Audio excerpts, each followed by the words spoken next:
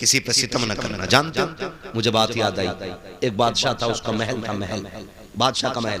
तो महल के एक कोने में ना अंदर को दब के थोड़ा सा एक बूढ़ी का झोंपड़ा था, बूढ़ी औरत का छप्पर। बादशाह चाहता था कि ये छप्पर हट जाए और मेरे महल की दीवार सीधी हो जाए, ये बादशाह चाहता था। और औरत भी बूढ़ी थी और बड़ी पक्की थी। उसने कहा जान दे दूंगी लेकिन हवेली नहीं छोड़ूंगी। का बुढ़िया इस छप्पर में क्या, इससे बड़ी जमीन ले ले, हम बड़ा मकान बना देते हैं। उसने कहा नहीं, ये मेरे बुजुर्गों की यादगार है। आज कितने बेवकूफ है ना, जैसी अब्बा हमारे कह रहा मकान तोड़ो जल्दी से, नया बना, ये पेड़ काट दो, ये आंगन में अच्छा नहीं लग रहा।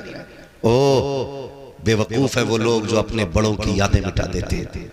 तुम नहीं जानते हो, जब बाप कब्रिस्तान में होता है ना, तो इसी पेड़ के साये में बैठ के उसके दामन की हवा का एहसास हुआ करता है।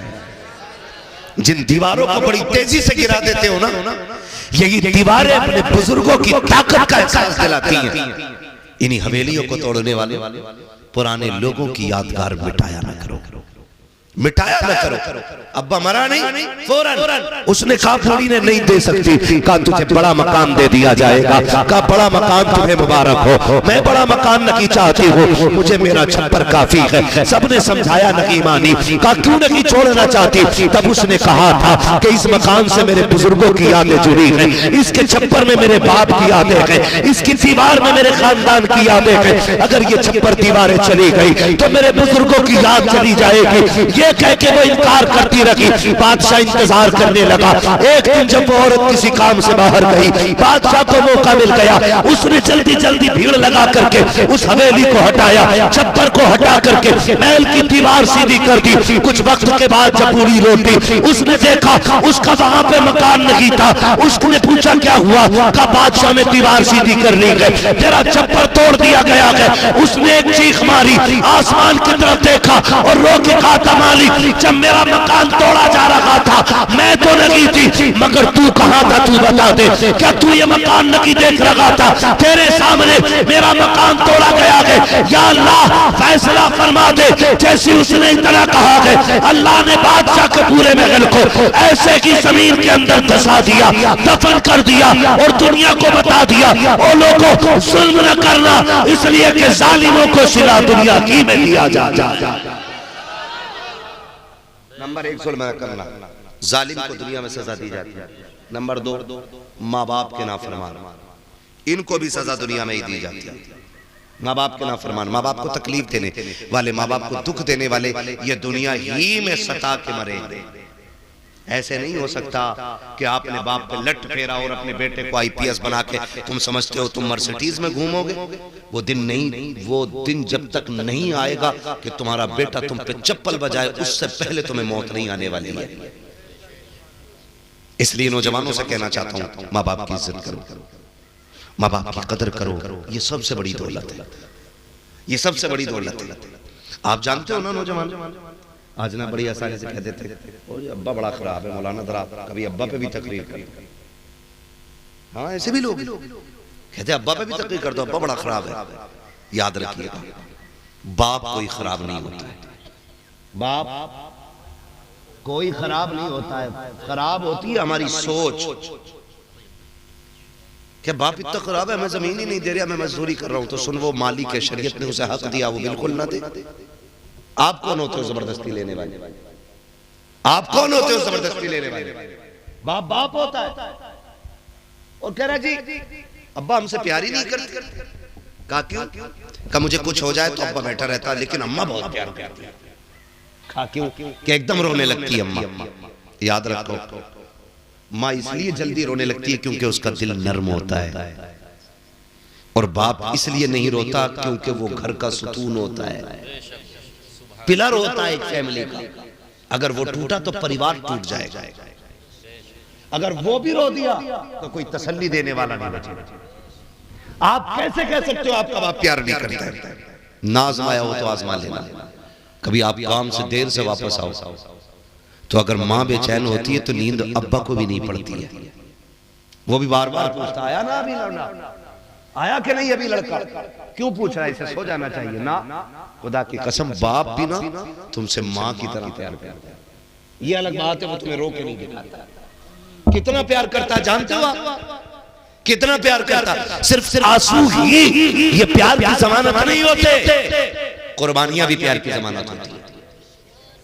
कुर्बानियां जिनके लिए माँ बाप छोड़ देते हो ना, जिस दिन तेरी रीढ़ की हड्डी टूट गई ना, उसी दिन तलाक लेके निकल लेगी।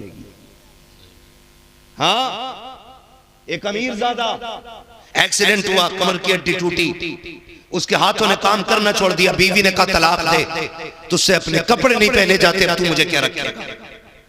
उसने रो के कहा था, कई साल बीत गए, जब भी आंख खुलती है ना तो मेरे बिस्तर पे मुझे मां नजर आया करती है, मुझे बाप नजर आया करता है। इनके लिए माँ बाप छोड़ दिया आपने। अब्बा से कह रहा होश में रहना, मेरी बीवी से कुछ मत कह दे। हाँ, उसकी कोई गलती नहीं है, गलती सारी तुम्हारी है। बाप 22 साल पढ़ाते और बीवी एक रात में पढ़ा के पेटेंट कर देती है। मैं ये नहीं कहता कि अपनी बीवी का हक मारो, मैं ये नहीं कहता बीवियों को सताओ, मैं ये नहीं कहता किसी की बेटी की आंख में आंसू लाओ, लेकिन मैं ये कहता हूं कि बीवी का भी हक अदा करो और साथ में माँ बाप का भी हक अदा किया करो। माँ बाप का भी। कभी देखो सर्दी की रातें आए तो देखो, हाथ में लाठी लेकर के रोड में बूढ़ा खड़ा मिलेगा, उससे पूछो क्यों खड़ा, कहेगा बेटा काम पे गया अभी तक नहीं आया। कितना प्यार करता है तुमसे। कुर्बानियां जानते हो इसकी कितनी है? कितने लोग स्कूल में पढ़े हुए हैं या पढ़ते हैं या पढ़ रहे हैं, बताएंगे हाथ उठा के? हैं माशाल्लाह, आप लोगों ने, इतने लोगों ने स्कूल में पढ़ाई की है बस, है? चलो कोई बात नहीं, हम नहीं पढ़े तो इंशाल्लाह अपने बच्चों को पढ़ाएंगे इंशाल्लाह, वादा करो इंशाल्लाह बच्चों को पढ़ाइए। और एक नारा याद रखो, आधी रोटी खाएंगे, ये नारा याद होना चाहिए, आधी रोटी खाएंगे, बच्चों को पढ़ाएंगे। क्योंकि वो दौर नहीं है कि आप अपना हक बम बारूद और तलवार से लें, अब दौर कलम का आ गया, कलम का आ गया। आप लाख कोशिश कर लें आपकी बस्ती आगे बढ़ जाए, अगर जाहिल रहोगे तो आगे नहीं बढ़ेगी। आप 1 लाख कोशिशें कर लेना कि आपकी बस्ती का नाम हिंदुस्तान के मशहूर कोनों में आ जाए, चाहो जितनी चाहो ताकत लगा लेना, अगर अनपढ़ रहोगे आगे नहीं बढ़ सकते हो। चाहो गारंटी है मेरी, अपने बच्चों को IAS बना दो, IPS बना दो, अगर बस्ती छोटी भी है हिंदुस्तान की बड़ी किताबों में नाम आएगा, हिंदुस्तान की बड़ी महफिलों में नाम आएगा। पता ये चला कामयाब होने की होते हैं जो पैसे वाले होते हैं, कामयाब होने की होते हैं जो ताकत वाले होते हैं, कामयाब वो होते हैं जो तालीम वाले होते हैं, जो कलम वाले हुआ। इसलिए पढ़ाएंगे इंशाल्लाह। हाँ, जो नहीं पढ़ेंगे या तो मजदूरी करेंगे, और आगे तुम्हें मजदूरी नहीं मिलने वाली, ये भी लिख ली, आगे तुम्हें मजदूरी नहीं मिलने वाली। नाम पूछ के ना अब्दुल करीम के नहीं है जगह, नाम जीशान नहीं है जगह, फिर क्या करोगे? चोरी, डकैती, या फिर भी खुदारा बदल दो अपने आप को। बच्चों को पढ़ाओ, बच्चों को पढ़ाओ, इसलिए कि जो चीज बम बारूद से हासिल नहीं की जा सकती वो कलम से हासिल की जा सकती है। और ये जो बहाने बनाते हैं ना, ये बहाने नहीं यार, असल में बताया मैं ना, मुसलमान था इसलिए फेल कर दिया। ये मुसलमान की वजह से फेल नहीं हुए, ये फेल इस वजह से हुए हो कि तुम 8वीं क्लास तक गांव के स्कूल में जाकर के खिचड़ी खाते रहे। 10वें का एग्जाम आया, तुम्हारे बाप ने मास्टर से कर ली सेटिंग या तुमने, और पास कराने के उसे 2-4 हजार दे के नकल करके पास हो गए। तो जो हाई स्कूल में नकल करके पास होगा वो किसी लायक नहीं हो सकता है। हो सकता है? बोलो, नहीं हो सकता ना। मैं तो ये कहता हूं किसी मर्ज का इलाज बन जाओ। फिर मरीज धर्म नहीं देखते, जब पेट में दर्द होता है ना तो मरीज दवा ढूंढता है, धर्म नहीं। आप बनो तो किसी चीज का इलाज। हम तो बोझ बन के रह गए जमीन, हम एक बोझ से ज्यादा कुछ नहीं है जमीन, किसी मर्ज का इलाज नहीं है। मुझे एक बात बताओ, लॉकडाउन लगा तुम्हारे गांव में भी लगा है भाई? हाँ, तुम्हारे गांव में लगा था क्या नहीं, ये पूछ रहा हूं। है बीड़ी का बंडल क्या रुपए का बिका? हाँ, और वो तंबाकू जो खाते हैं वो क्या बोलते हैं, खैनी, वैसे कितने की मिलती है? और उसके लिए भी कितनी जोखिम कर रहे थे? पता चल जाना कलवा ने दुकान खोल रखी है, तो कह रहा अच्छा, तो ना कहा दुकान तो बंद है, कहा ना नीचे को हाथ डालिए खुद अंदर से मंडल निकल जाएगा। यही था ना, कितना भरोसा एक दूसरे को हो गया। न लेने वाला देने वाले को देख पा रहा था, न देने वाला लेने वाले को देख पा रहा था। इतना भरोसा, 50 का नोट सरकाया अंदर, खैनी बाहर। अच्छा ये बात बताओ, उस टाइम में किसी ने किसी का मजहब पूछा? बोलो, धर्म पूछा किसी ने? नहीं ना। क्यों? मजबूरी थी। हाँ, मजबूरी थी ना। मजबूरी ये थी कि जहां से चीज मिले वहां से ले लो। सरासर लॉकडाउन लगा, तुमने सबसे दोस्ती के हाथ बढ़ा लिए, फिर कोई दीवार और कोई फासला नहीं रह गया था। मुझे बता तो सकी, अगर जरूरत कोई बन जाता है तो फिर सैयद भी शेख के दरवाजे पे खड़ा है, शेख फकीर के दरवाजे पे खड़ा है, फकीर तेली बड़ाई के दरवाजे पे खड़ा है। अगर जरूरत न हो तो एक दूसरे को जलील समझते हो, अगर जरूरत न हो एक दूसरे को बगल में नहीं बैठा पाते हो। इसलिए मैं कहता हूं ऐसी जरूरत बन जाओ, इतने काबिल बन जाओ कि जात देख के नहीं, काम देख के लोग दौड़े, और ये कोई न पूछे कि जात का बंदा है, ये देखे इलाज कैसे करेगा। खुदा की कसम तुम लायक बन जाओ, कामयाबी तुम्हारे कदमों तक दौड़ी चली आए। करेंगे इंशाअल्लाह कामयाबी हासिल। पढ़ेंगे बच्चे, पबजी कितना खेल ले भाई, और कौन सी फ्री फायर, मोबाइल चलाते हो? ये तो अभी लिए बैठे, हाँ ना। मैं आपको बताऊं बच्चों एक बात, पढ़ते हो? तुम में से कितने बच्चे पढ़ते हैं? रात हाथ उठाएं। कितने बच्चे पढ़ने जाते हैं स्कूल, मदरसा या किसी भी जगह पे, है ना? कितने बच्चे पढ़ने जाते हैं? खूब तरक्की करोगे आप। बैठो जरा, हाथ नीचे रखो मेरे बेटे। मैं जो नहीं पढ़ रहे ना उन बच्चों से मैं कहूंगा पढ़ो, आप पढ़ो। आज मोबाइल देखोगे, कल भीख मांगोगे। आज पढ़ लो, कल पूरी साइंस तुम्हारी ठोकरों में रहेगी। पढ़ो आप। पढ़ने वाले इतने कामयाब होते हैं कि ताकत भी ठोकरों में होती है और दौलत भी ठोकरों में होती है। इसलिए मेरे बच्चों मेहनत करो, और अगर कोई बाप नहीं पढ़ा रहा है तो उससे रिक्वेस्ट करें, उससे आप कुछ भी करके उसे राजी करें और कहें अब्बा हमें पढ़ाइए। और आप इतना पढ़ो कि अपनी बस्ती मोहब्बत गंज का नाम रोशन करो।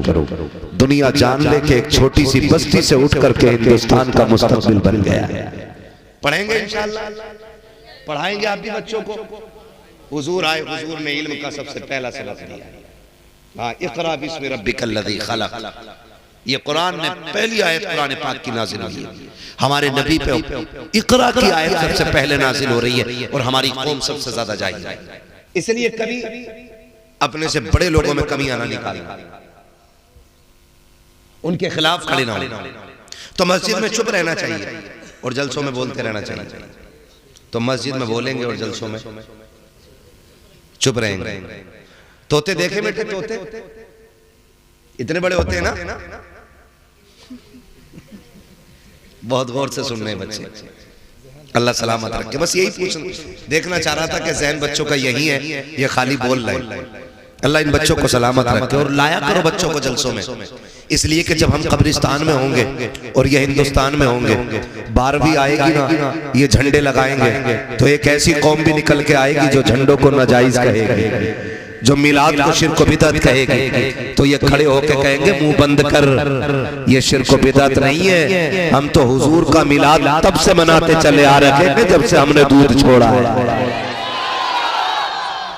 इसलिए इन बच्चों को जलसे में लाया करो ताकि इन्हें हुजूर के मिलाद का पता चले।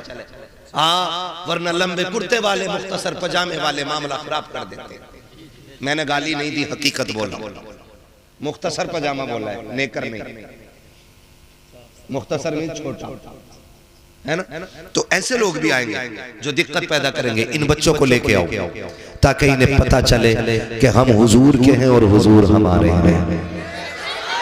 मैं इन बच्चों के माँ बाप को दुआ दे के कहता हूँ अल्लाह इन बच्चों के माँ बाप को जन्नती बना दे, क्योंकि ऐसे बच्चों को परवरिश दे रहे हैं कि जो बच्चे हुजूर के लिए अपना वक्त और अपना आराम कुर्बान कर रहे हैं, है ना। वरना लोग इश्क करने के लिए एक उम्र होती है चच्चा, है ना भाई, इश्क करने की एक उम्र होती है। लोग आशिक तब बनते हैं जब अकल आती है, लोग दीवाने तब बनते हैं जब अकल आती है। इनसे पूछो लंदन क्या क्या पता नहीं, पेरिस क्या क्या पता नहीं, कश्मीर क्या क्या पता नहीं, इनसे खूबसूरत जगहों के नाम बताओ, नहीं जानेंगे। कब जानेंगे? जब ये समझदार हो जाएंगे। लेकिन इन नासमझ बच्चों से पूछो हुजूर कौन है, तो ये छोटे बच्चे भी कहेंगे सरवर कहूँ के मालिक व मौला कहूँ तुझे, बाग़े खलील का गुले ज़ेबा कहूँ तुझे, तेरे तो बस महब तनागी से है बरी, हैरान हूँ मेरे शाह मैं क्या क्या कहूँ तुझे। गोया ये बच्चे कहेंगे कि दुनिया को अक्ल वाले जानते हैं और हुजूर वो है जिन्हें दुनिया जान करके अक्लमंद बन जाया। ये मेरे हुजूर के रिश्ते का कमाल है, खुदा सलामत रखे। तोते देखे कितने बड़े होते बेटे, बिल्कुल ठीक कही, इतने बड़े होते। तोता कैसा होता? चोंच लाल। बाजार में जाना, दो तरह के तोते होंगे। एक तोता आप पूछोगे कितने का, तो वो कहेगा 150 रुपए का, और सेम वैसे ही दूसरा तोता पिंजरे में होगा, उससे पूछना ये कितने का, तो वो कहेगा 5000 का। अब आप उससे ये पूछना ये 150 रुपए वाला भी हरा है, 5000 वाला भी हरा है, चोंच इसकी भी लाल इसकी भी लाल, कीमत में फर्क क्यों? तो दुकान वाला बताएगा ये जो 150 रुपए का है ना ये बोलता नहीं है। समझ रहे बात? ये 150 रुपए वाला जो है ये बोलता नहीं है, और ये 5000 का इसलिए क्योंकि ये बोला करता है। तो कीमत किसकी ज्यादा होती है, बोलने वालों की या? हाँ तो फिर बोलेंगे, कितनी जोर से बोलेंगे? बोले जरा सुभान अल्लाह। ठीक है, ये महफिल हुजूर के मिलाद की खुशी में सजी है ना, मिलाद मुस्तफा के हवाले, मिलाद मुस्तफा के हवाले से सजी। याद रखें कई बार ना लोग ऐसी भी दलीलें लेके आएंगे कि सहाबा ने मिलाद मनाया था, अबू बकर ने मिलाद मनाया, कि उमर ने मिलाद मनाया। मैं कहता हूँ सीधी सी एक बात जवानों उनसे कहो कि सहाबा तो छोड़ो, हजरत आदम से लेके ईसा तक एक नबी बता दो जिसने मेरे नबी के आने का ऐलान ना किया हो। मैंने बहुत ऊपर की बात की है, एक नबी बता दो जिसने उनका मिलाद ना मनाया, जिसने उनका मिलाद ना मनाया। हजरत आदम से ईसा तक हर नबी ये कहता रहा कि वो आने वाले हैं, वो आने वाले हैं, वो आने वाले हैं, और जब आ गए तो हर सुन्नी कह रहा कि वो आ गए, वो आ गए, वो आ गए। फिर क्यों ना हर गली से आवाज आए सरकार की आमद, आका की आमद, मक्की की आमद, मदनी की आमद। और यही तो इसे लोग शिर्क कहते हैं, इसे लोग नाजायज कहते हैं। तो सुनो, चलो आला हज़रत को नहीं मानते मत मानो, उनके ऊपर की बात करो। मुहद्दिस देहलवी जिन्हें वहाबी भी मुहद्दिस मानते हैं, इंसाफ के साथ बात कर रहा हूं, वहाबी भी जिन्हें मुहद्दिस मानते हैं, जिनकी हदीसों को वहाबी भी पढ़ते, वो क्या कहते हैं? वो कहते हैं जिस जमीन पे हुजूर की मिलाद का जिक्र होता है, हुजूर की विलादत की बातें होती हैं, अल्लाह 1 साल तक उस जमीन पे अपने करम की बारिशें फरमाता है। इतनी बात समझ में आ गई? जिस जमीन पे हुजूर का मिलाद मनाया जाता है, 1 साल तक अल्लाह उस जमीन पे अपने करम की बारिशें फरमाता है। और आगे लिखते हैं, कहते हैं कि और 1 साल तक अल्लाह उस जमीन से मुसीबतों को दूर फरमा दिया करता है। ये आला हज़रत नहीं कह रहे, ये मुहद्दिस देहलवी कह रहे हैं, जिनको वहाबी भी मुहद्दिस मानते हैं। ठीक है ना जी? इतनी बात समझ में आ गई? आ गई समझ में? और एक बात बता दूं आपको, एक बात बता दूं, दुनिया का कोई कोना ऐसा नहीं जहां मेरे नबी की विलादत का जश्न न मनाया जा रहा है। पूरी दुनिया का कोई कोना ऐसा नहीं, कोई मुल्क ऐसा नहीं जहां हुजूर की आमद पे घर न सजते हो। आला हजरत को कुछ मुल्क वाले जानते हैं, हर मुल्क में आला हजरत को नहीं जाना जाता, लेकिन जहां आला हजरत को नहीं जाना जाता वहां भी मिलाद मनाया जाता है। उनसे पूछो आप मिलाद कैसे मनाते हो, तो वो कहते हैं ये मिलाद आज का तरीका नहीं है, हमने अपने बाप से सीखा है, उन्होंने अपने बाप से सीखा है, उन्होंने अपने बाप से सीखा है, उन्होंने अपने बाप से सीखा है। यहाँ तक बताया गया कि ये जो मिलाद मनाया जा रहा है ये आला हज़रत के दौर से नहीं बल्कि मदीने वाले मोहम्मद के दौर से मनाया जा रहा है। सुभान अल्लाह। ये बहुत पहले से मिलाद मनाया जा रहा है, तो मुबारकबाद पेश करता हूं, आपने हुजूर का मिलाद सजाया। और एक मोटी सी बात, एक बात बताओ, हुजूर किसके बोले, हुजूर किसके, हमारे हैं ना। तो उनकी बात करने के लिए हमें दलील ढूंढनी पड़ेगी, कोई एविडेंस, कोई सबूत, कोई प्रूफ कि भाई उनकी बात करनी है, किस किताब में लिखा है। मुझे एक बात बताओ, हमारे खानदान में चौथी या पांचवी पीढ़ी में ऊपर कोई जमींदार पैदा हुआ होता है, या कोई राजा हुआ होता है, या कोई उनमें वली होता है, या कोई बड़ा काबिल बंदा होता है, तो हम अपनी नस्लों को किससे सुनाते, अबे सुन हमारे तीसरे नंबर के जो बाप थे ना, अल्लाह ने उन्हें बड़ा इल्म दिया। बताते हैं कि नहीं बताते? उन्हें बताने के लिए कोई हवाले की जरूरत होती है, कोई कहता कि किस किताब में लिखा है। एक बात बताओ, जब हुजूर हमारे हैं तो उनकी बात करने के लिए अलग से दलील की जरूरत क्या है? उसके लिए भी कोई दलील की जरूरत है? हुजूर हमारे हैं तो अब हम उनकी बात सिर्फ जलसे में नहीं, सिर्फ महफिल में नहीं, हम तो तन्हाई में भी नबी नबी करेंगे, हम तो बिस्तर पे भी नबी नबी करेंगे, हम तो खेतों में नबी नबी करेंगे, हम मजदूरी करने जाएंगे तब भी नबी नबी करेंगे, हम किसानी करेंगे तब भी नबी नबी करेंगे, और डंके की चोट पे कहेंगे कि नात खानी मौत भी हमसे छुड़ा सकती नहीं, कब्र में भी मुस्तफा के गीत गाते जाए। हाँ जी, अल्लाह सलामत रखे। तो ये नबी का जिक्र है, हुजूर का मिलाद है, खुदा करे हर साल और धूमधाम से मनाया जाए, मनाएंगे इंशाअल्लाह। और ये फिक्र मत करना कि भीड़ नहीं आई, हुजूर की बारगाह में भीड़ नहीं, दिल देखे जाते हैं, दिल देखे जाते हैं। आपको क्या लगता है हाजिरी खाली मेंबर वाले लोगों की लगेगी हुजूर की बारगाह में? नहीं, हुजूर की बारगाह में इस बच्चे की भी हाजिरी लग गई है, इन छोटे छोटे बच्चों की भी हाजिरी हुजूर की बारगाह में लग गई है। हुजूर से फरिश्ते कहते होंगे या रसूल अल्लाह, देखे ना छोटे छोटे बच्चे भी महफिल में आपको याद कर रहे हैं। हाँ, तो हुजूर को खबर जाती है। हुजूर को मेरे नबी ने फरमाया, साहब फरमाया, जो दिल से दुरूद पढ़ता है मैं अपने कानों से सुनता हूँ, और जो बेदिली से पढ़ता है उसका दुरूद फरिश्ते लेके आते हैं। तो हुजूर का नाम जब भी लो ना तो दिल से ले लो, ताकि डायरेक्ट बात हुजूर तक पहुंचे। करेंगे ना? और अगली बात करूंगा, बड़ी बात करने लगा हूं, अल्लाह करे ये बात हजम हो जाए। मिलाद, झंडे, एक बात और कही जाती है, ओ भाई इतने झंडे लगा रहे हो, इनकी क्या जरूरत है, इसकी जगह गरीबों में दुपट्टे बांट दो,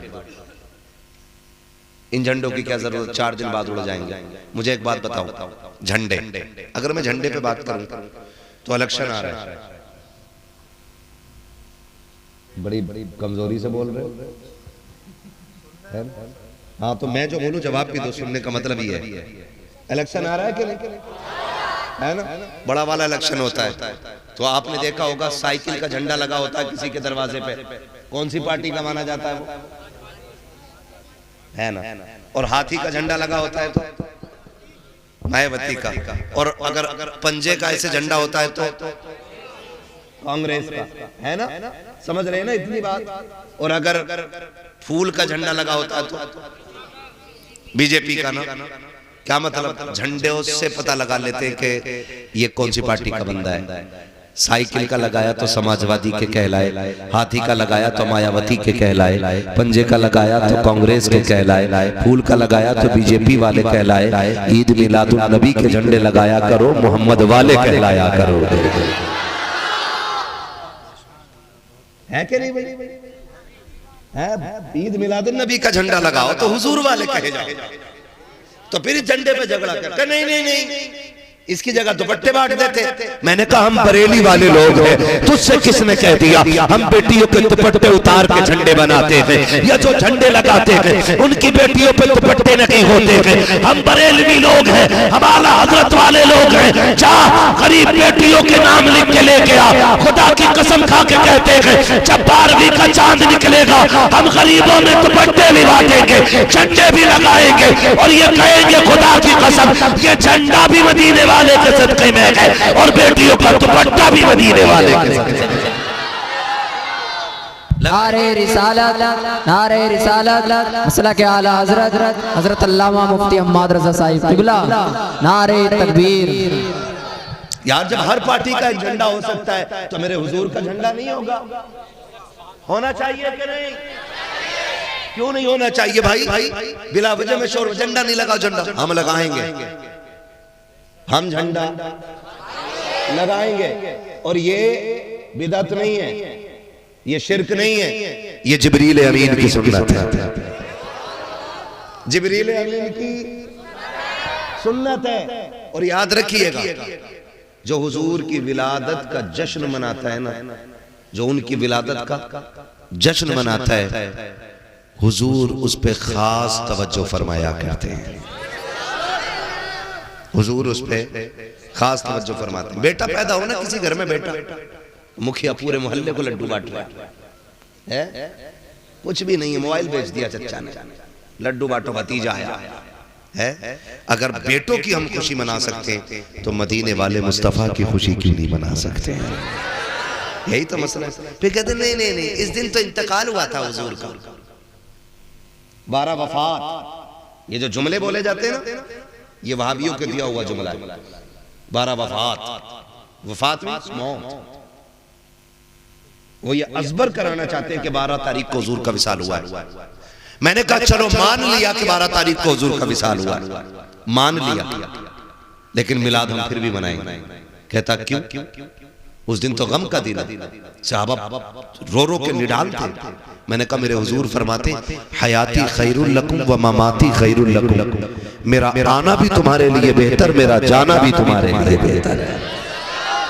हाय हाय हाय, कितनी अच्छी आपने दाद दी है। कसम से कह रहा हूं, हमारी थकन मुर्गे मुसल्लम और बकरों शकरों से नहीं उतरती, हमारी थकन तो आप लोगों की सुभान अल्लाह से उतर जाया करती है ना।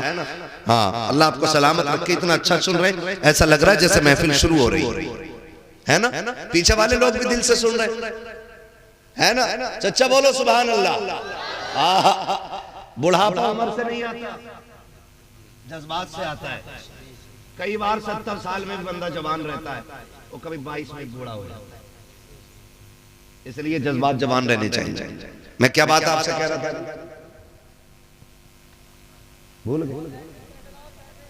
भूल गए आप लोग? नहीं ना, मैंने क्या कहा था आपसे?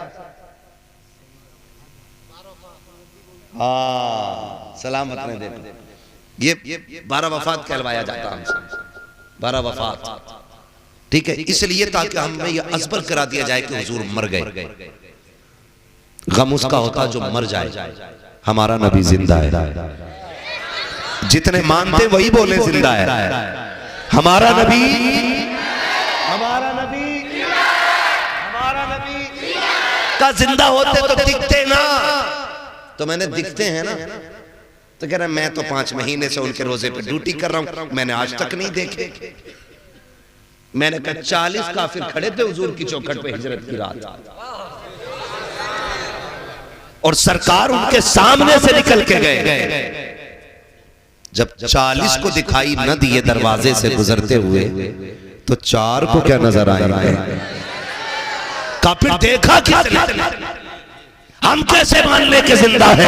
मैंने कहा तू नहीं मानेगा। हुजूर उन्हें दिखाई देते हैं जो अदब से जाया करते हैं, जो इश्क से जाया करते हैं। कहा कौन गया? कहा मेरा इमाम अहमद रजा गया है, बरेली का ताजदार मदीने गया है, और एक तमन्ना लेकर के गया था, सरकार बगैर देखे आपके सलाम पढ़ा है, पूरी जिंदगी बगैर देखे आपकी नाते पड़ी है। आज अहमद रजा मदीने आ गया है, आज बगैर देखे नहीं पड़ेगा, बल्कि सरकार पहले जलवा दिखाई है, फिर अहमद रजा आपके सर को देखेगा तो फिर झूम के कहेगा मुस्तफा जाने रहमत पे लाखों सलाम, शमे बज़ में हिदायत पे लाखों सलाम। आपके माथे को देखेगा तब कहेगा जिसके माथे शफाअत का सेहरा रहा, उस जमीन सादत पे लाखों सलाम। सरकार जलवा दिखाइए, आपकी आंखों को पहले देखूंगा फिर कहूंगा नीची आंखों की शर्मो हया पर दुरूद, ऊंची बीनी की रिफत पे लाखों सलाम। कहते गए रोते गए लेकिन दीदार नहीं हुआ है। उसके बाद रो के कहते हैं वो सुए लालाजार फिरते हैं,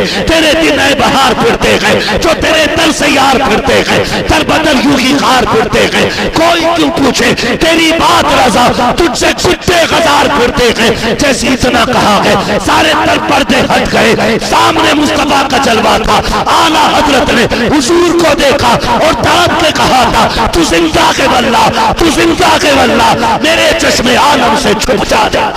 नारे तकबीर, नारे रिसालत, मसला के आला हजरत, मसला के आला हजरत। इश्क मोहब्बत, इश्क मोहब्बत, इश्क मोहब्बत, इश्क मोहब्बत। नारे तकबीर, नारे रिसालत, बेशक सुभान अल्लाह। चलो आगे थोड़ा सा, थके तो नहीं है ना? तैयार है भाई? है ना? कमेटी वाले हाथ उठा दे, कितने बैठे कमेटी वाले? वाह वाह, सलामत। खुदा करे आज ये जलसे की कमेटी वाले करा रहे, कहला रहे जा रहे हैं, कयामत में हुजूर वाले कहे जाते रहे। ये नेक काम करते रहना चाहिए। खुदा आपको सलामत रखे, ठीक है ना?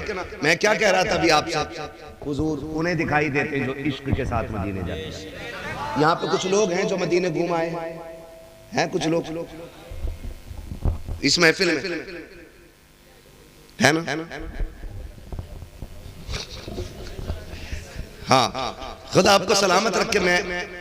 हाँ, ये मेरी तकरीर ही का हिस्सा जो मैंने सवाल किया है। जिन्होंने नहीं देखा अल्लाह उन्हें एक बार हुजूर का मदीना दिखाया, एक बार जरूर दिखा। और ये नहीं कि खाली आला हजरत ने देखा, खाली आला हजरत ने नहीं देखा। कितने आशिक ऐसे हैं गरीब गए हैं और हुजूर का दीदार करके लौटे, हुजूर का दीदार करके लौटे। ये दिल होना चाहिए ऐसा। दिल आपका जब इश्क का नगीना होगा ना तो फिर सामने हुजूर का जलवा होता है ना? सामने हुजूर का, मुझे वो बात याद आ गई, ये बता दूं आपको। एक साहब हज करके आए, बड़े गरीब बंदे थे वो, बहुत गरीब थे। जब से वो हज करके लौटे ना, बूढ़े आदमी थे, बुजुर्ग थे, कोई काम करते थे मजदूरी का। जब आए ना हज करके वापस तो आंखें बंद रखते थे, खोलते ही नहीं थे, बहुत कम आंखें खोलते थे। फुर्सत मिलती आंखें बंद कर लेते। किसी ने कहा चाचा जब से लौटे हो ना हज से, आंखें बंद क्यों रखते हो? तो उन्होंने कहा था एक राज है इसमें, एक राज है इसमें। बेटे यहाँ जाओ, कुर्सी ले लो, तुम तकरीर करो, हम सुनेंगे। आ जाओ। बस करें भाई, बस ठीक है। मुझे बोलने दे जरा, आप ना कहें कुछ मैं कह लूंगा, मेरे भाई हैं ये, कोई बात नहीं है। हाँ, कभी कभी चूक हो जाती है तो थोड़ा सा मीठे लफ्जों में, ज्यादा सख्त में नहीं, ठीक है? तवज्जो है ना? हाँ, मुझे पसीना आ रहा है, मैं इतनी मेहनत से बोल रहा हूँ, थोड़ा सा ख्याल करें इस पसीने का। खुदा आपको सलामत रखे। तो वो हज से लौटे ना तो आंखें बंद ही रखते थे। उनसे पूछा चाचा आपकी आंखें बंद रहती हैं, कभी खोलते क्यों? बहुत कम खोलते हो। उन्होंने कहा इसमें राज है बेटे। कहा क्या राज है? कहा बड़े जमाने से तमन्ना थी हुजूर का मदीना देखने, लेकिन मैं बड़ा गरीब था। एक जमाना लग गया तैयारी करते करते, एक जमाने तक पैसा इकट्ठा किया और आखिरी पड़ाव में जिंदगी के हुजूर के मदीने में हाजिरी हो गई। कहा जब मैं हुजूर के रोजे पे पहुंचा मैं दीवाना था और बड़ी तड़प थी मेरे सीने में। कहा जब जालियां हुजूर के रोजे के सामने आई ना तो कहने लगे बेटे मैं अपने आप को रोक ना सका, मैंने दौड़ के हुजूर की जालियां पकड़ी। कहा वहां पे मुतव्वा खड़ा था, उसने ना मुझे पकड़ा और कहा शिर्क, हाजी शिर्क। उसने शिर्क कह के ना मुझे छुटाने की कोशिश की, लेकिन मैं कैसे छोड़ देता यार, पूरी जिंदगी की तड़प मेरे सीने में थी। कहा उसने पूरी ताकत लगा दी, मैंने नहीं छोड़ा। वो इधर खींचता था, मैं हुजूर की जाली पकड़े हुए था।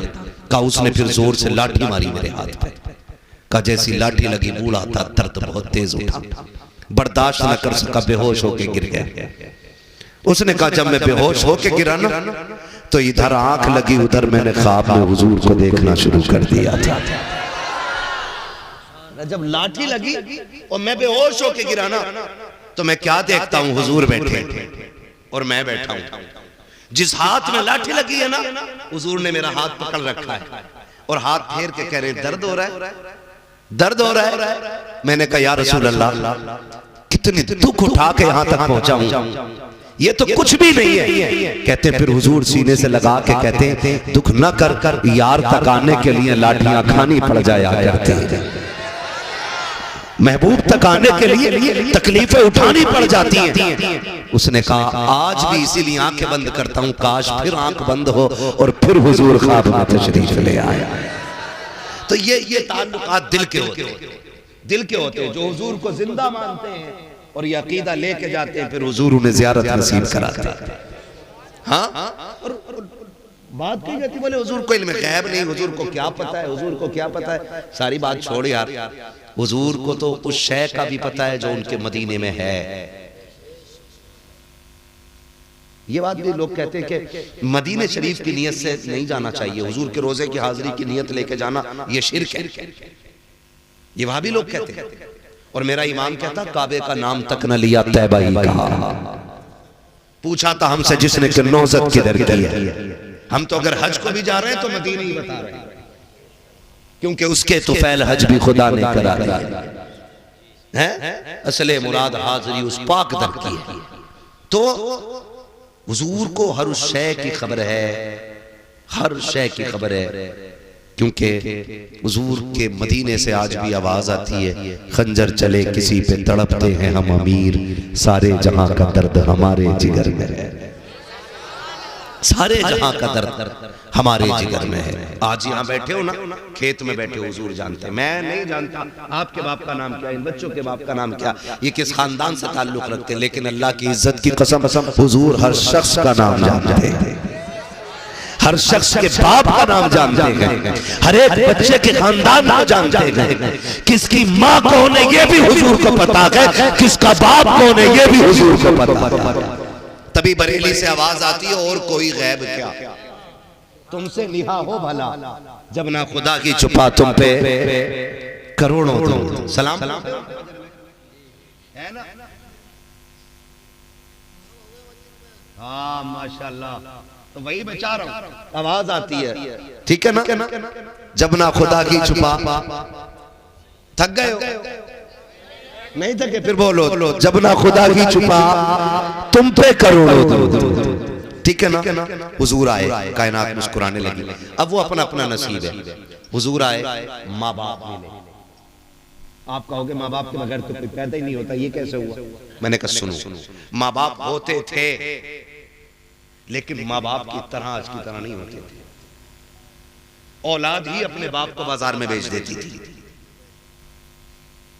माँ बाप के इंतकाल के बाद, माँ बाप के इंतकाल के बाद बच्चे अपने घर की नौकरानी बना लेते थे। हाँ, बेटे बांट लेते थे, कनीजों में माएं दाखिल होती थी।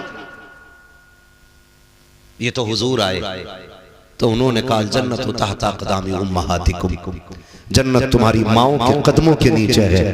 खुदा की कसम, माँ अगर गोबर और मिट्टी करने वाली है ना, तो हर बेटे के लिए उसकी जन्नत उसके कदमों में रख दी गई है। हर उस शख्स को हुजूर के नाम का झंडा लगाना चाहिए जिसके घर के अंदर माँ मुस्कुरा रही है। हाँ, मैं यहाँ अकीदे पे बात नहीं कर रहा हूँ, मैं कह रहा हूँ हर उस शख्स को झंडा लगाना चाहिए जिसके घर में माँ मौजूद है।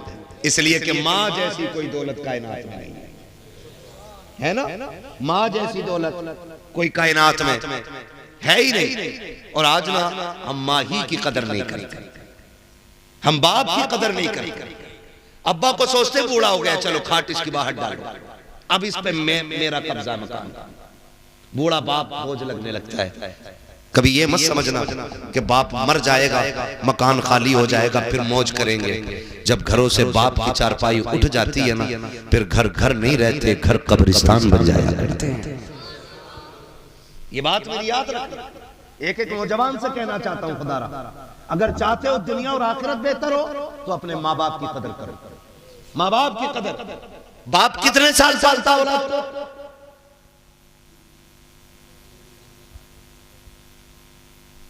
बोलो 25 साल कम से कम। है ना, 20 साल बाप पालता है, और यही बाप इस औलाद के कंधे पे जब आता है ना तो इससे 2.5 साल नहीं पलता है। 2.5 साल इससे नहीं पलता है। कह रहा नहीं जी दवा बड़ी महंगी है, यहां से ले लो मेडिकल, डॉक्टर की फीस मुश्किल है, यहीं से ले लो। नौजवानों अगर बाप मांग ले तो बदन की खाल उतार के दे देना, खाल उतार के दे देना, इसलिए कि अगर खाल उतार के उसके पैर का जूता बना दो तब भी उसके एहसान का बदला पूरा नहीं हो सकता। और याद रखिएगा 2 लोगों को अल्लाह सजा दुनिया में ही देता है। कितने लोगों? 2 लोगों को, 2 तरह के जुल्म करने वालों को सजा दुनिया में दे दी जाती है। नंबर 1 जुल्म करने वाले सजा दुनिया में ही पाए। कभी पड़ोसी पे सितम ना करना, कभी तंग ना करना पड़ोसी, वरना वो दिन आएगा कि खून के आंसू रोने पड़ेंगे। जितना सताओगे पड़ोसी को उससे बुरे दिन तुम्हारी जिंदगी में आए। आज तो मजाल है जिसके पास पावर है, जिसके 4 बेटे लट्टे चलाने वाले, वो तो फिर किसी से दबी नहीं रहे। वो कह रहा देख लूंगा, बोले अरे बोरा गुड्डू कट्टू पप्पू को आज लट है ना, आज कुछ भी कर ले, लेकिन एक दिन वो भी आएगा कि जिस दिन तेरी हड्डियां साथ छोड़ेंगे, तेरी कमर का दर्द बढ़ जाएगा, तेरी जबान नहीं खुलेगी पूरी तरह, तब तेरे बेटे भी तेरे साथ खड़े नहीं होंगे। आज इन्हीं बेटे के जोर पे ना गरीब को जीने नहीं दे रहा। कह रहा निकलना बंद कर दूंगा यहां से, निकलना है कि हवा में मेरे आगे तो निकले। ये ताने होते हमारे, किसी पे सितम न करना। जानते हो मुझे बात याद आई, एक बादशाह था, उसका महल था, महल बादशाह का महल, तो महल के एक